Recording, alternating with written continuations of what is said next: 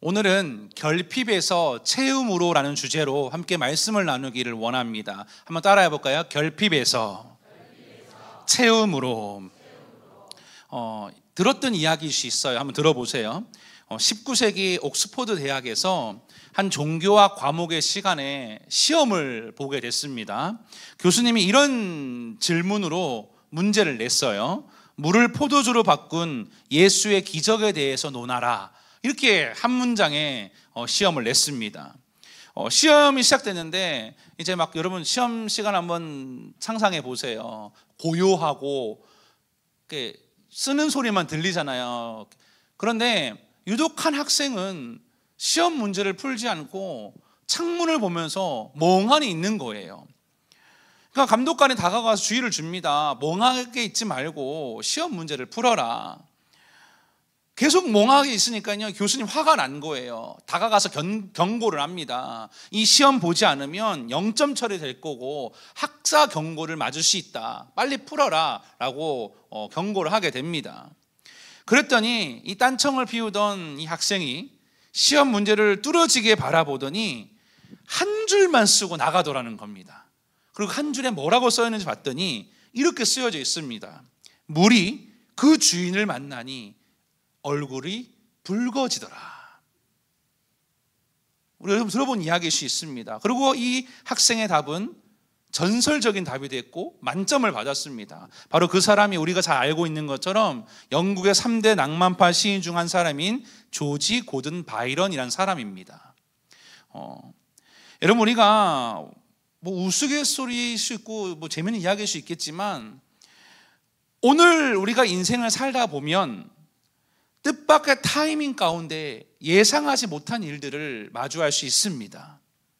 결정적인 중요한 순간마다 인생을 잘 살아왔는데 내가 뭔가 해야 될 때 내 삶에 갑자기 질병의 문제가 찾아와서 건강을 잃어버리기도 하고,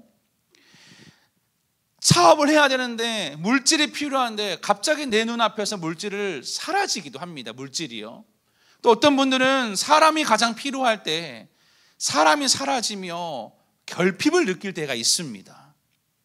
여러분 인생이 진짜 중요할 때 우리 인생 가운데에 갑작스러운 어떤 부족함과 인생의 결핍의 문제가 찾아올 수 있다는 거예요. 결정적인 순간이 중요합니다.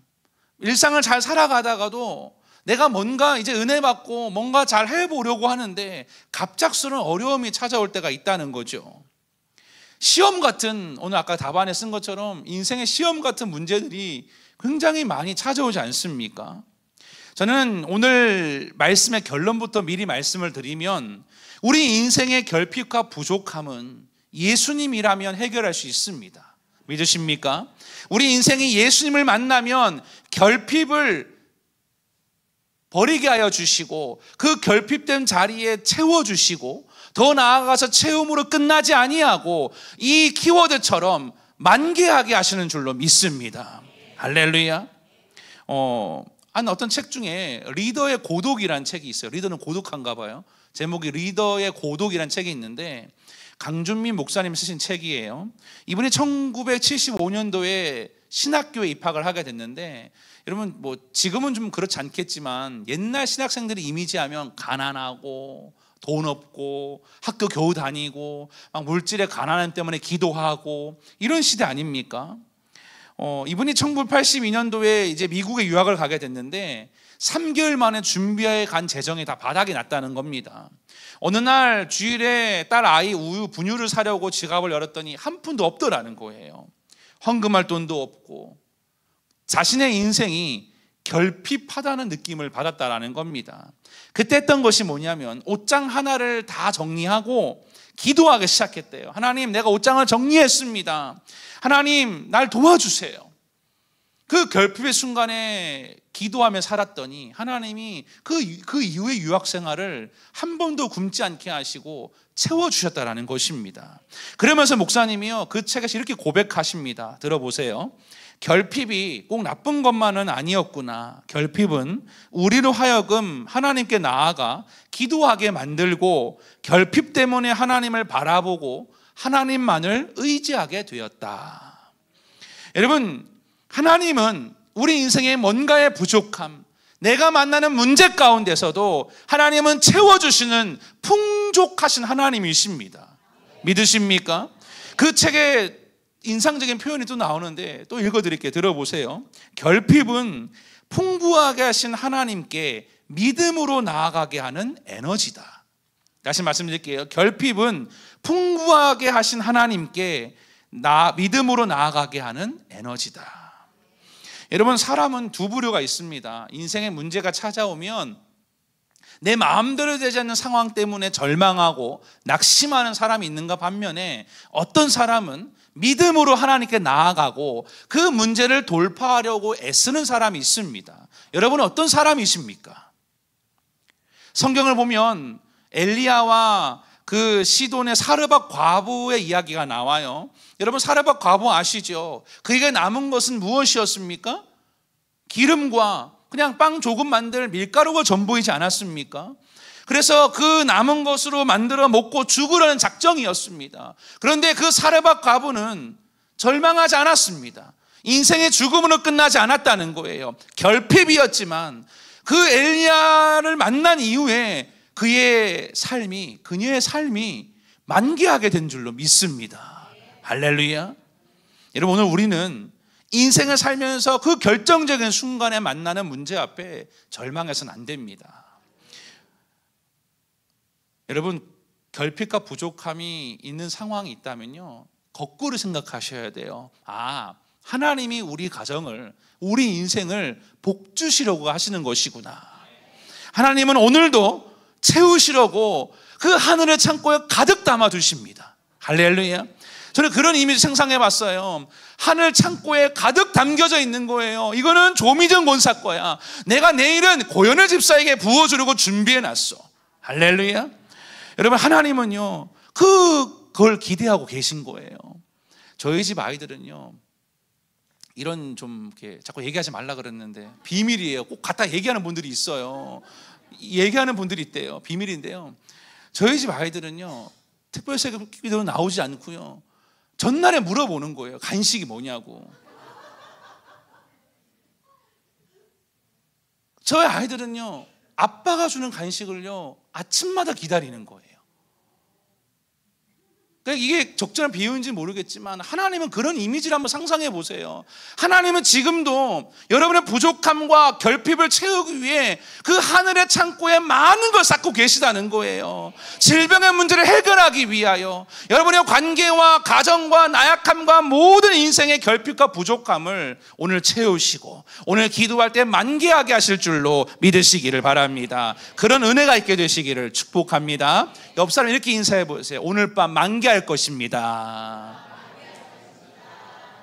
예, 믿으셔야 됩니다. 자, 이제 깊이 한번 본문을 좀 자세히 묵상해 보도록 할게요. 하루는 예수님께서 예루살렘과 동떨어진 시골 마을이었던 가나의 혼인 잔치에 참여하게 돼요. 요즘 말로 하면 결혼식에 갔다는 거죠. 그런데 그 결혼식에 문제가 생겼어요. 어떤 문제인지를 한번 보도록 하겠습니다. 3절 말씀 함께 읽습니다. 시작. 포도주가 떨어진지라 예수의 어머니가 예수에게 이르되 저들에게 포도주가 없다 하니. 자, 보세요. 포도주가 떨어진 게 문제인데, 여러분 사실 저희 우리나라는 잠깐 결혼식하고 밥 먹고 집에 가잖아요. 그런데 이 유대 문화 속에는 결혼식을요, 굉장히 성대하게 긴 시간 동안 하게 됩니다. 결혼식은 그들의 입장에서 우리든 그들이든 인생의 가장 중요한 순간이고 결정적인 순간이지 않습니까? 한 가정으로 이어지는 결정적인 순간인데, 또 말씀을 드리면 그 결정적인 순간과 더불어서 한 사람, 두 부부에게 있어서 가장 큰 기쁨이고 가장 행복한 순간이지 않겠습니까? 표정은 내가 다시는 하나 봐라, 돌릴 수만 있다면 다시는 안 한다, 이런 표정이신 것 같은데, 저는 가장 그 순간이 기억나요. 여러분 행복하시죠? 대답 약간 행복하시죠? 네, 행복하셔야 됩니다. 예수 믿는 성도들은요. 네, 그런 걸로 그냥 하겠습니다. 자, 그런데 여러분 잔치 도중에 가장 중요한 게 뭐냐면 이 유대 문화 결혼식은요, 혼자만 즐기는 게 아니라 그냥 동네 마을 잔치인 거예요. 다 불러서 음식을 나누고 성대하게 먹고 마시는 큰 잔치인데, 그러니까 그런 큰 잔치였기 때문에 혼주 입장에서는 먹고 마시는 거를 잘 준비하는 게 관례였습니다. 자, 그런데 잔치 도중에 뭐가 떨어졌다고요? 포도주가 바닥이 나게 된 거예요. 아, 목사님, 뭐 이게 왜 문제입니까? 그럼 고기 먹으면 되고 사이다 마시면 되고 뭐 환타 사다 마시면 되는데 왜 포도주가 떨어진 게 문제입니까? 라고 할 수 있겠지만, 여러분, 그 유대 문화 가운데는 목을 축이는 음료 대용으로 포도주를 제공을 했습니다. 그래서 이 포도주의 수준에 따라서 그 결혼식의 수준이 달라졌던 거예요. 그러니까 포도주가 떨어졌다는 사실이 사람들에게 알려주면요, 잔치의 수준이 떨어진다 이 말이에요. 포도주가 떨어진 걸 하객들이 알면요, 조롱거리가 됐습니다. 이 집은 준비를 잘했나 봐. 야, 이 집의 수준 이거밖에 안 되네. 역시 저 집은 그런데 이 집은 다르구나. 이런 평가절하를 받게 되는 상황이 생길 수도 있습니다. 자, 어쨌든 포도주가 떨어졌다는 것은 찬물을 끼얹는 일입니다. 혼주 입장에서는요. 자, 그런데 여러분, 성경에서요, 포도주가 상징하는 게 있습니다. 무엇을 상징하냐면 기쁨, 즐거움, 만족이라는 걸 상징합니다. 말씀 읽어볼게요. 시편 104편 15절 말씀 함께 읽습니다. 시작. 사람의 마음을 기쁘게 하는 포도주와 사람의 얼굴을 윤탁하게 하는 기름과 사람의 마음을 힘있게 하는 양식을 주셨도다. 예, 여러분, 포도주가 떨어졌다는 것은 잔치에 초를 쳤다는 거예요. 찬물을 끼얹고 하객들의 조롱거리가 될 만한 결정적인 순간에 만난 큰 문제라는 것입니다. 특별히 3절 말씀에 떨어지다라는 말을 헬라어로 히스테레오라고 읽는데 모자라다, 궁핍하다 이런 뜻이에요. 그러니까 이 가정이 오늘 결핍과 부족함의 문제를 마주한 거예요. 여러분, 오늘 성경에 보여주는 이야기가 우리의 이야기일 수 있습니다. 누군가는 밤새 그물질을 했지만 빈 배일 수 있습니다. 누군가는 열심히 산다고 살았는데 내 삶이요 광야와 같을 수 있습니다. 그런데 내 삶에 그것 때문에 실패가 찾아오고 절망과 수치와 조롱을 받는다고 할지라도 오늘 우리 삶에는 예수님이 계시니 소망이 있는 줄로 믿습니다. 혹시 오늘 이 자리에 단련한 성도님들 중에 어떤 결핍이 있는 분들 계십니까? 어떤 내 인생 가운데 우리 가정에 부족함이 있는 분들 계십니까? 오늘 하나님은 우리 성도님들의 삶 가운데 기적을 베풀기를 원하십니다. 여러분, 근데 놀라운 영적인 원리는 뭐냐면, 제가 말씀을 묵상하다 보니까요, 기적이란 키워드가 오기 전에는 항상요, 뭐가 있었냐면요, 문제가 따라와요. 신기한 거는요, 문제가 있으면 어떤 게 따라오냐면 하나님의 은혜와 역사와 기적이 따라오더라는 거예요. 할렐루야. 그러니까요, 보세요.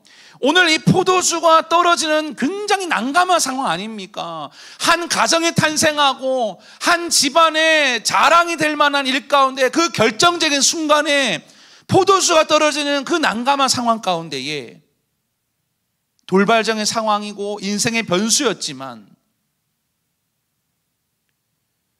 결론부터 말씀을 드리면 주님이 역사하시니 물이 포도주가 되는 역사가 일어나게 된 줄로 믿으시기를 바랍니다.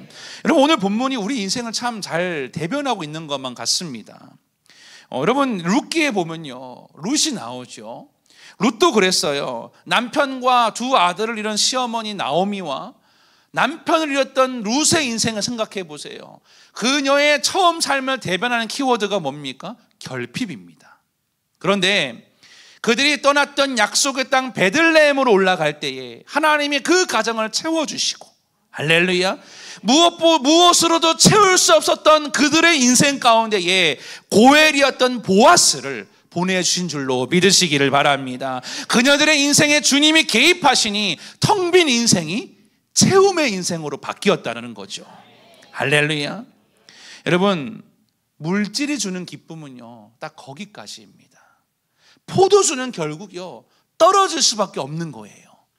사람은요, 위로하는데 한계가 있고요, 인생의 무언가는요, 내 삶의 문제를 절대 해결해 줄 수 없습니다. 우리 인생의 바른 삶의 출발은 예수님이 돼야 됩니다. 믿으십니까? 자, 그러면 이렇게 생각해 보세요. 이 혼인 잔치에 그러면 예수님이 안 계셨을까요? 예수님이 분명히 그 결혼식에 계셨어요. 오히려 주님이 또 뭐라 말씀하시냐면요, 이 일이 나와 무슨 상관이 있습니까? 라고 반문할 정도로 뭔가 좀 그렇습니다. 오늘 본문을 읽어보면 이렇게 생각해 봤으면 좋겠어요. 어쩌면 예수님이 그 잔치 자리에 계셨지만 사람들은 그 예수님에게 관심이 없지 않았을까? 사람들의 생각에는 그 예수님은요, 인생을 채우는 구원자가 아니라 그냥 함께 결혼식에 온 하객이었습니다.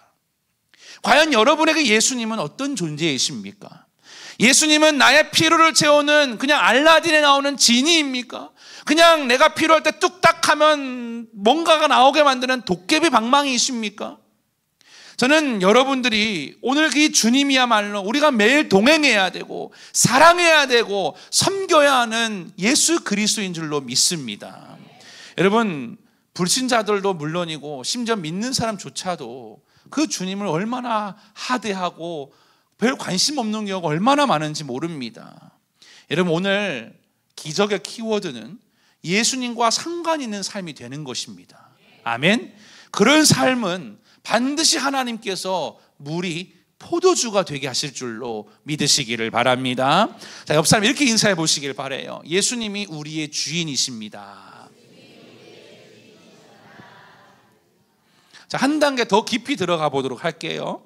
자, 오늘 이 포도주가 떨어진 문제 앞에 마리아가요, 그 난처한 순간에 하객들 속에 섞여 있는 예수님을 모시고 왔어요.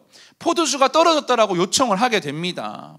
그런데 주님은 뭐라 말씀하시냐면, 이 일은 내가 관여할 일이 아니다. 나와 상관이 없습니다. 이렇게 반응을 하십니다. 엄밀히 말씀드리면 아직 예수님의 때가 이르지 않았기 때문인 것을 우리가 알고 있지 않습니까? 저는 이 포인트에서 과연 예수님이 왜 이 땅에 오셨는지를 한번 생각해 보기를 원해요. 여러분, 예수님께서 이 땅에 오신 이유는 뭐냐면 우리의 인생의 죄의 문제를 해결하기 위해 오신 구원자이십니다. 믿으십니까? 그런데 많은 그리스도인들이요, 구원의 문제에 관심이 없습니다. 십자가는요, 남의 이야기예요.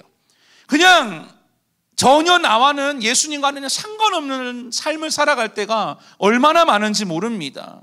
오직 우리의 관심은요, 그냥 포도주가 떨어진 것에만 관심이 있습니다. 그냥 내가 잃어버린 행복, 내가 잃어버린 어떤 문제, 그냥 내 인생에 실패한 것만 몰두하고 살아가는 게 사람이에요. 그리고는요, 우리 인생 가운데 뭔가 기적이 일어나기를 원한다는 거죠. 이게 우리의 모습이지 않습니까?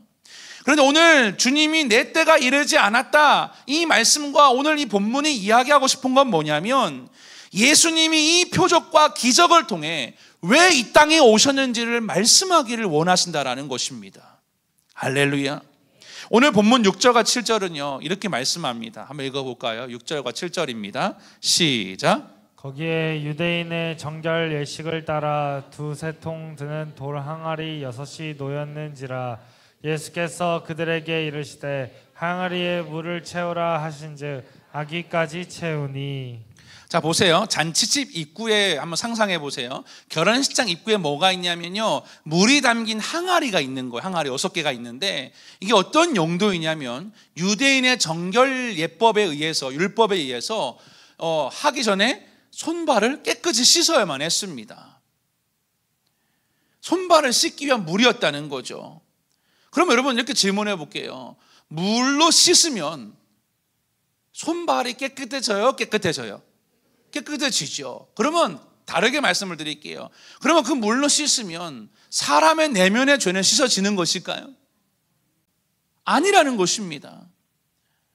요한복음 6장 53절을 보여주세요. 이렇게 말씀합니다. 인자의 살을 먹지 아니하고 인자의 피를 마시지 아니하면 너희 속에 뭐가 없느니라요? 생명이 없느니라. 그러니까 오늘 주님이 하고 싶은 말씀은 이거예요. 단순히 포도주를 생산하기 위해 온 게 아니라 나는 십자가에서 피 흘려서 모든 인생의 문제를 해결하고 그 결핍에서 채움을 이루어내기 위하여 온 것이라는 것입니다. 할렐루야. 이 땅에 주님이 오신 이유는 누구든지 그 예수님을 믿으면 우리의 삶에도 풍성함이 있게 해주신다라는 사실을 믿으시기를 바랍니다. 여러분, 사실 주님은요, 물이 없어도요, 항아리가 없어도요, 문제를 해결할 수 있는 하나님이십니다. 믿으십니까? 그 말씀으로 이 세상을 창조하신 그분이 무엇이 부족하겠습니까? 여러분, 우리는 그분이 우리의 구원자이시고 그리스도이시고 그분이 십자가에 죽으셨고 부활하셨고 이 복음의 진리를 반드시 믿어야만 합니다. 그래야 그 사람 속에 생명이 있는 것입니다. 믿으십니까? 이런 이야기가 있어요. 어떤 권사님의 이야기인데요, 이분이 아주 오래전에 17살 때 시집을 가셨대요. 옛날에 일찍 가지 않습니까? 그런데 시집을 가자마자 남편이 만주로 징용을 갔다는 겁니다. 그래서 징용을 갔는데 남편이 간 다음에 임신한 사실을 알게 된 거예요. 남편이 없으니까요, 오지 않으니까 친정으로 돌아가게 되셨대요. 그 당시에 아주 옛날이니까 얼마나 어려웠겠습니까? 그래서 나무 껍질을 벗겨다가 먹고 나물죽을 써먹고 그 어려운 가운데 친정 식구들이요, 옛날에는 출가 외인이라고 한번 시집 보내면 남의 딸로 남의 집 사람을 여기지 않았습니까? 친정 식구들도 따갑게 보더라는 거예요. 그런데 아이를 낳고 보니까 하필 또 아이가 쌍둥이였다는 겁니다. 그 가난한 시절에 도저히 키우기가 너무 어렵고 감당할 수 없으니까요, 둘 중에 한 아이를요 강제로 젖을 주지 않아서 그만 죽게 했다는 겁니다. 그러니까 이 권사님이 세월이 한참 흘러도요, 내 아이를 죽게 했다는 이 죄책감이요 씻어지지 않는 거예요. 예수님을 영접했지만 그 죄의 짐을 지고 살고 인생 가운데 뭔가를 가졌지만 내 마음은 텅 빈 것 같은 결핍감이 그 권사님을 사로잡고 있더라는 것입니다. 항상 신앙생활을 해도 하나님 앞에 이 죄를 어떻게 하나 가슴을 두들기면서 그냥 늘 주눅들어서 교회에서 속지 않은 마음으로 늘 힘든 일을 도맡아 하면서 그렇게 무겁게 이 권사님께서 신앙생활을 했다는 거죠. 하루는 부흥회를 했는데 강사 목사님께서 이렇게 상담을 하면서 이런 말씀을 드렸대요. 권사님, 예수님의 십자가의 은혜로 권사님의 죄가 이미 용서받았고 하나님은 권사님을 여전히 사랑하십니다. 이 말씀을 전하신 거예요, 상담하면서. 그랬더니 그 자리에서 나를 용서하시고 사랑하시는 그 복음 앞에 엎드려서 통곡하고 또 우셨다라는 거예요. 그날 저녁 집회가 끝난 다음에 이 권사님을 강사 목사님이 만났는데요, 이전과 다르게 얼굴이 환해졌더라는 겁니다. 그리고 담임 목사님과 성도들이 보기에도요 진짜 달라 보였다라는 거죠. 여러분, 이것이야말로 그 복음이신 예수님을 만난 사람의 특징입니다. 믿으십니까? 여러분, 오늘 이 본문을 자세히 보시면 예수님께서 오늘 물이 포도주가 되게 하는 표적을 행하셨습니다. 그런데 연회장과 하객들의 반응과 하인들의 반응은 전혀 다릅니다. 그들은 연회장과 하객들은요 포도주가 떨어진지도 모르고요, 그 최상품의 포도주를 마시면서 야 정말 맛있다, 야 이제야 이걸 꺼내놓냐, 너무 행복하다, 이 결혼식 너무 수준 높다, 너무 즐겁다고 칭찬하고 만족했지만 그들은 그 포도주가 어디서 났는지를 몰랐다는 게 문제입니다. 여러분, 지금 우리가 인생 살아가면서 누가 여러분을 구원했습니까? 누가 여러분 가운데 참 만족을 주셨습니까? 누가 이렇게 행복한 신앙생활을 하게 하시고 누가 이렇게 아름다운 교회, 선교의 DNA를 가진 교회에서 신앙생활하게 하셨습니까? 모르십니까 혹시? 여러분, 인생의 기쁨의 근원이 어디에서 나오는지를 모르고 신앙생활하고 계시진 않으십니까? 세상은요 이 땅을 살아가면서 포도주를 마셔야 기쁘다고 이야기합니다. 내 사업에 성공하고 저축 통장에 돈이 많아지고 나의 자녀가 좋은 명문대를 가야, 남들이 인정하는 대기업에 취업을 해야, 그리고 내 자녀가 능력 있는 사람 만나서 결혼을 해야 그게 즐거움이고 기쁨이라고 이야기합니다. 여러분, 그거는 세상에 주는 메시지입니다. 그런데 하나님 나라의 비밀은 나의 구원자가 되신 예수님을 알고 그분을 만나고 그분과 상관 있는 삶이 되는 그 순간 우리는 진정한 기쁨과 행복을 누리게 될 줄로 믿으시기를 바랍니다. 여러분, 예수님이 이 땅에 오신 이유를 생각해 보십시오. 왜 나를 위해 십자가를 지셨는지, 왜 나를 위해 고난당하셨는지를 기억해 볼 수 있게 되기를 축복합니다. 그 사실을 명확하게 알고 믿고 신앙생활하는 성도는 반드시 물이 포도주가 되게 하시는 은혜를 경험하게 될 줄로 믿으시기를 바랍니다. 옆 사람 인사하세요. 예수님을 제대로 알아야 됩니다. 인사해 볼까요? 자, 세 번째로 본문이 놀라운 것은 마리아와 하인들의 반응이 굉장히 놀랍습니다.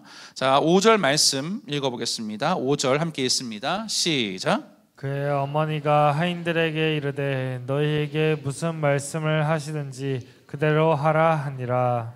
내 때가 이르지 않았다라는 주님의 반응에 거절감으로 반응하지 않고 마리아는요, 예스로 반응을 합니다. 그리고 종들에게 가서, 하인들에게 가서 주님이 말씀하시는 대로 하라고 시키게 됩니다. 여러분 한번 생각해 보세요. 그리고 하인들이 가서 이 주님이 시키는 대로 항아리에 물을 채우게 되는데요. 여러분, 항아리가요, 굉장히 제가 보니까 비싸더라고요. 동네 항아리 아저씨가 왔는데 꼭 항아리 아저씨들은 트럭에 쌓고 다니더라고요.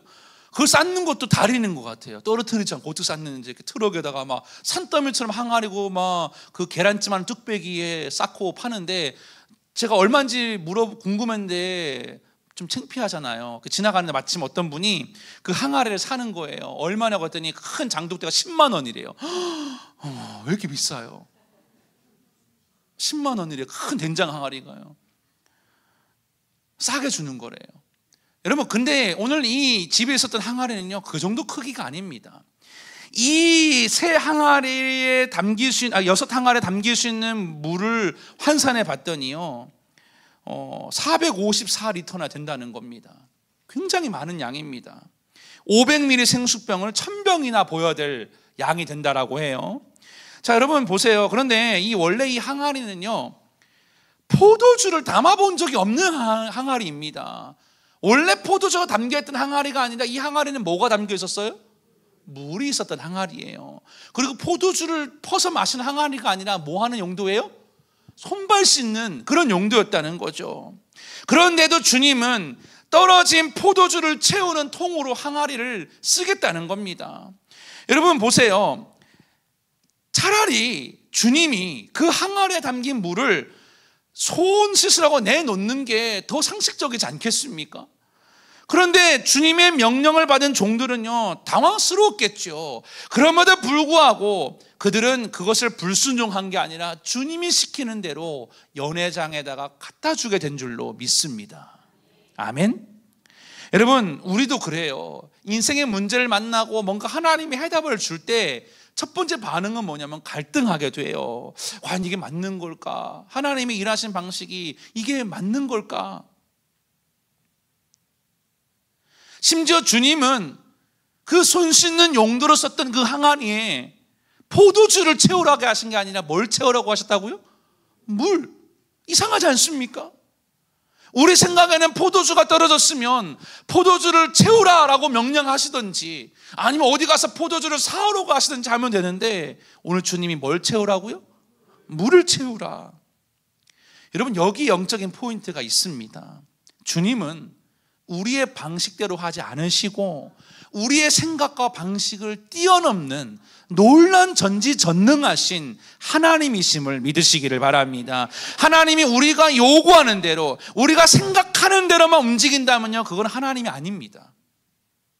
하나님은 우리를 뛰어넘는 온 우주 만물을 창조하시는 전능하신 분이십니다. 믿으십니까? 오늘 영적의 원리를 다시 말씀드리면, 오늘 이 기적의 시작은, 기적의 주권은요, 하나님께 있습니다. 예수님께 있다는 거죠. 난감한 상황에서 문제는 시작되었지만 결국 그 문제를 해결하실 분은 주님이시라면, 그 주권에 순종하지 않는다면 과연 기적이 일어나겠습니까? 여러분, 오늘 하인들은요, 어떻게 순종하는지 아십니까? 물을 채우긴 했는데 무겁다고 절반만 채운 게 아니라 아귀까지, 그냥 넘쳐 흐를 때까지 물을 다 채운 줄로 믿습니다. 그 온전한 순종으로 기적을 당겨왔다는 거죠. 이런 이야기가 있어요. 여러분 찰스 스펄전 목사님 아시죠? 이분이 런던의 고아들을 위해 집회를 다니면서요, 물질을 모으셨대요.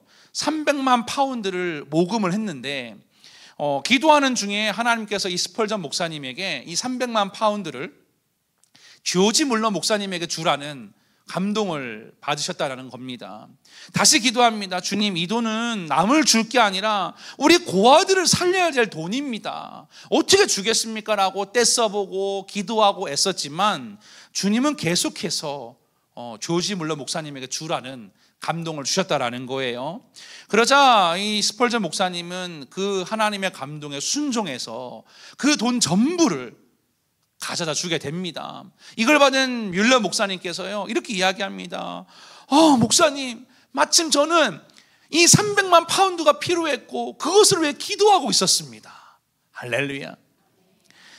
그리고 이제 그걸 준 다음에 스펄전 목사님이요, 사무실로 돌아왔다는 겁니다. 그런데 책상 위에 보니까 편지 한 통이 있는데 그 편지를 열어보니까 그 안에 돈이 들어 있었습니다. 그리고 이렇게 외쳤습니다. 하나님께서 300만 파운드에다가 300실링의 이자까지 주셨다. 할렐루야.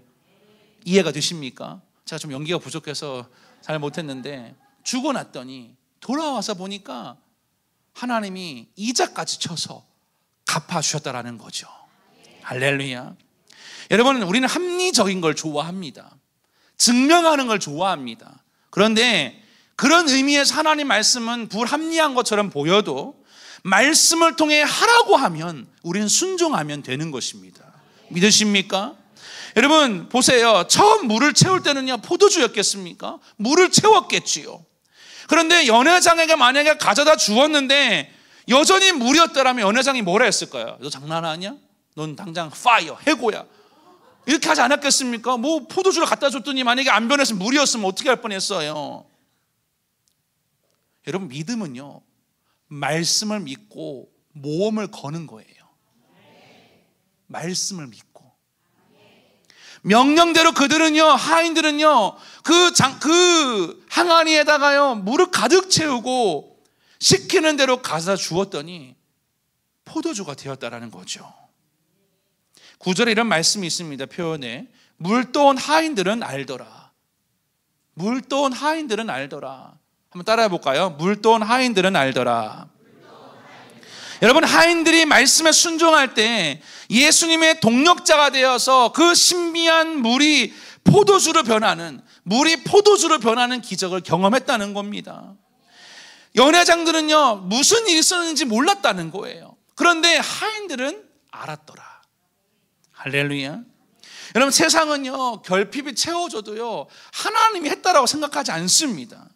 그들은 문제가 해결되는 기적이 일어날 때 신기하다, 뭐 우연이다, 행운이다, 팔자가 좋아서 그런 거다, 이렇게 얘기합니다. 그런데 하나님 말씀에 순종해서 그 하인들처럼 살아간다면 우리는 알게 될 것입니다. 이게 하나님이 일하심이니까. 할렐루야. 여러분이라면, 여러분이 만약 혼인잔치를 섬기던 하인들이라면 그 예수님의 명령에 어떻게 반응하시겠습니까? 과연 오늘 밤에 여러분이 채워야 될 물과 항아리는 무엇입니까? 오병이 이야기를 보십시오. 그 어린 소년이 만약에, 우리 집 애들은요, 먹는 거 앞에는 주지도 않아요. 어떨 때는요. 분명히 채아가 예전에 그랬어요. 어린이집에서 바람떡을 만들어서 자랑을 했거든요. 다음날 갔더니 분명히 전날에 아빠 준다고 했는데 하나도 안 주고 자기 입으로 다 들어가고 엄마는 주고 누구는 줬는데, 소녀를 생각해 보세요. 겨우 갖고 있는 건 보리떡 몇 개요? 몇 개 헷갈리나요? 피곤하세요? 보리떡 몇 개요? 5개. 물고기 몇 마리요? 10마리 아니고 몇 마리요? 2마리잖아요. 그거 먹어봤자 여러분 상식적으로 생각해 보세요. 여러분 합리적인 거 좋아하잖아요. MZ세대를 증명하는 거 좋아하잖아요. 5천면 먹을 수 있어요, 없어요? 없습니다. 없죠. 그런데도 내놓으라고 하니까요, 그냥 갖다 드린 거예요, 주님께. 그랬더니 그 작은 도시락이 5,000명이나 먹게 되는 상식을 뛰어넘는 일이 생긴 줄로 믿습니다. 여러분, 우리는 하나님이 하실 수 있다는 믿음으로 순종하면 됩니다. 됩니다. 세상은 안 된다 말해도 된다는 거예요.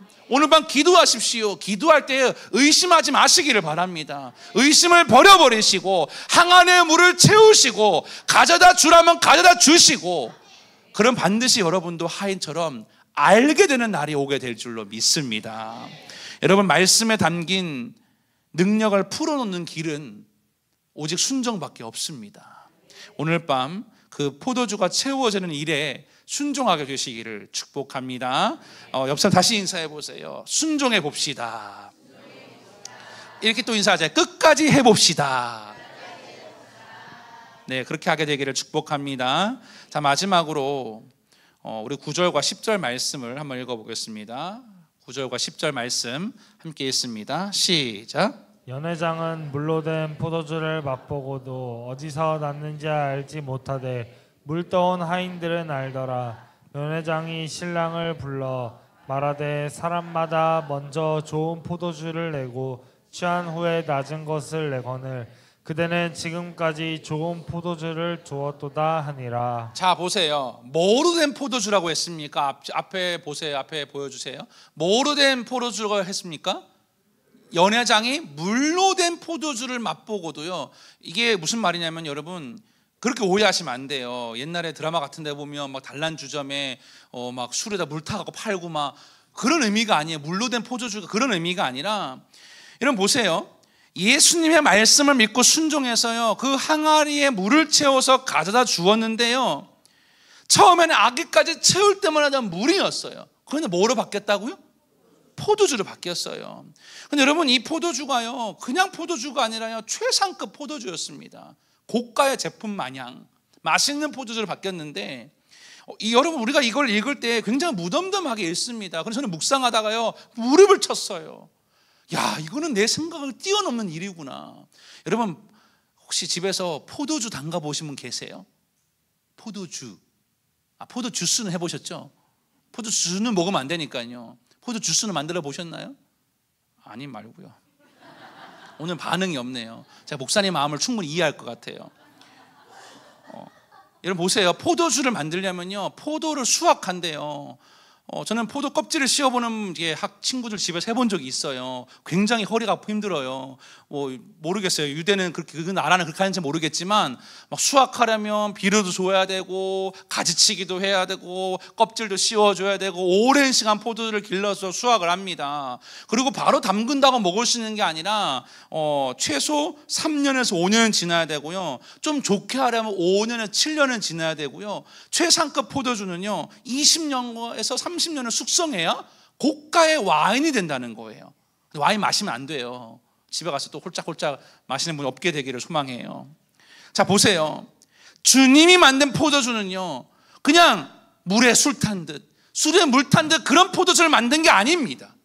이전에 맛보지 못했던 가장 좋은 최상급의 포도주가 된 줄로 믿습니다. 여러분, 하나님이 하신 일은 그렇습니다. 그냥 하는 듯 마는 듯. 이거는 고쳐준 것도 아니고 안 고쳐준 것도 아니고, 이건 돈을 준 것도 아니고 안 준 것도 아니고, 이런 애매모호한 게 아니라요, 하나님은 만개하게 하시는 것입니다. 믿으십니까? 꽃 피우다 말게 하시는 게 아니라 활짝 피는 은혜. 이게 하나님이 부어주시는 순종의 열매입니다. 보세요. 여호수아와 이스라엘 백성들이요, 하나님께서요 여리고성을 돌라고 명령을 내리셨어요. 하루에 한 바퀴씩 며칠이요? 6일씩 돌고 7일째 다는 날에는 7바퀴를 돌고 나팔을 불고 외치면 무너지게 할 거다. 자, 보세요. 하루 한 바퀴 돌았어요. 첫날에 무너질 조짐이 있었습니까? 없었습니까? 없었어요. 2바퀴를 돌았습니다. 벽에 금이 갔을까요? 금은커녕 단 하나의 조짐도 없었습니다. 조짐이 있었다라는 말씀조차도 없습니다. 자, 그런데 하나님은 가만히 계셨을까요? 하나님은 아무 변화가 없는 그 순간에도 일하고 계셨습니다. 그리고 마침내 하나님의 때가 되는 그때에 여리고성이 갑자기, 성경 읽어보세요, 갑자기 와르르 무너지게 된 줄로 믿습니다. 만약에 보세요, 돌았는데요, 성벽 일부만 무너졌다 생각해 보세요. 문짝이 하나 떨어지든지 그렇게만 끝나 보세요. 성경은 쓰였겠습니까? 우리 하나님은요, 그들이 말씀에 순종할 때 갑자기 그 여리고성을 와르르 무너뜨린 줄로 믿으시기를 바랍니다. 여러분, 하나님은 좋으신 분이십니다. 하나님은 완벽한 분이십니다. 하나님은 신실하십니다. 이 사실을 믿는다면 우리 순종해야 되지 않겠습니까? 제 이야기하고 말씀을 정리할게요. 제 고향은 탄광촌이에요. 하도 많이 얘기해서 모르는 분 없을 거예요. 그런데 여러분, 저는 뭐 완전 가난하게 산 건 아니지만 그 동네는 여러분 읍내였기 때문에요, 뭐 좋은 학원이 있다든지요, 지금처럼 뭐 선행학습을 시켜주는 뭐 좋은 뭐 가외 선생님이 있다든지 그런 게 없었어요. 전 또 할머니랑 살았기 때문에 그냥 매일 교회 가고 그냥 자율학습하고 그냥 그게 전부였어요. 초등학생이 무슨 꿈을 꾸겠습니까? 뭐 지금처럼 뭐 미리 선행학습을 한다든지 좋은 뭐 사교육을 한다든지 뭔가 이렇게 좋은 인천제일교회에서 선교의 가치를 심어준다든지 그런 게 없었거든요. 그냥 노는 게 좋았고 먹으러 교회 가고 그냥 교회 가서 예배드려 졸고 그냥 그런 게 전부였는데, 그런 소망 없이 꿈 없이 살던 저에게 그 동네 한 권사님이 예수님을 전했습니다. 동훈아, 초코파이 줄 테니 여름 성경학교 가자. 먹는 거예요. 또 초코파이 줄 테니 성경학교 가자. 성경학교 가면 떡볶이도 주고 김밥도 준대. 한번 가보자. 그 한 번 가서 복음을 듣고 예수를 영접하고 초등학교 때 세례를 받고 목사라는 꿈을 꾸게 되고 지금 세계 선교를 품고 인천제일교회에서 목회자로 기쁜 마음으로 신앙생활하고 있지 않습니까? 그리고 자녀를 믿음으로 키우고 있고 믿음의 가정을 이루었으니 이보다 더 큰 복이 어디에 있겠습니까?